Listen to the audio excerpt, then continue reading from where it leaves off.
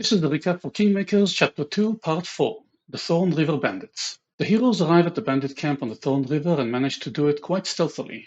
They notice Kressel, the Thorn River bandit leader. They plan their assault. As Jeff was having continuous, currently unsolvable hardware issues, he decided to leave the game as to not form a bad experience. Instead, we got Jeroen, whose character will be introduced shortly. They reposition to give Kelden a better range to work with. They start with an arrow barrage and then we start initiative. Fish enhances Kelden's bow and gives Rocco some divine guidance. Lindsay provides some encouragement and also shoots very well. Kressel takes cover to also draw them in more. Rocco runs in to tackle things head on and is almost immediately surrounded with bandits, while the rest of them return fire on the ranged folks. We make a slight jump cut to Shojin walking through the woods. He examines a footprint on the ground when he hears shouts and sounds of combat and begins to run. He joins the combat, going first on the next round. Since he came in on the far side of the map, he runs into the fray, finding another bandit that the previous heroes didn't see. They tackle.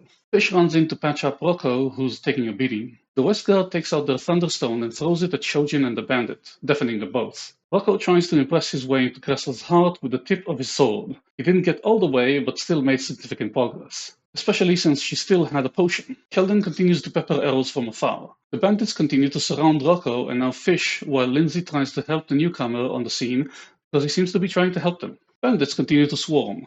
Kressel attacks Rocco and also kicks him back into a tree. Fish tries throwing a dagger, hitting but not for a lot. Shojin summons his Earth War Spirit and critically slams the bandit in front of him. The sides pepper each other with arrows. Lindsay goes first in the next round and inspires courage. Fish kills one of the bandits with void damage. Shojin runs in and Fish confuses him with the Stag Lord, probably on purpose.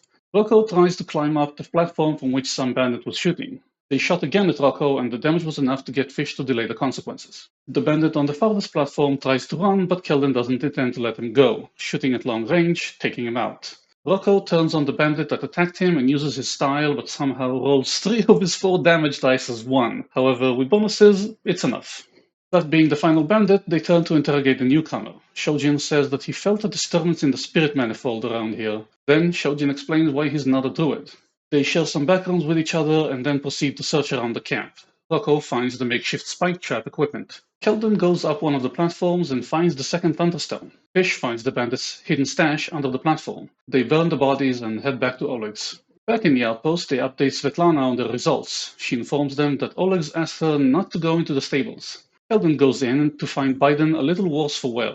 In there, he also finds a tall and robust man wearing heavy armor and a stern, determined look. He introduces himself with a very strong handshake and his name, Keston Garris. After a quick one-on-one introduction, they walk out for a wider introduction. Keston then asks them to find a robber that he made a mistake of working with in the past, promising to compensate them for it.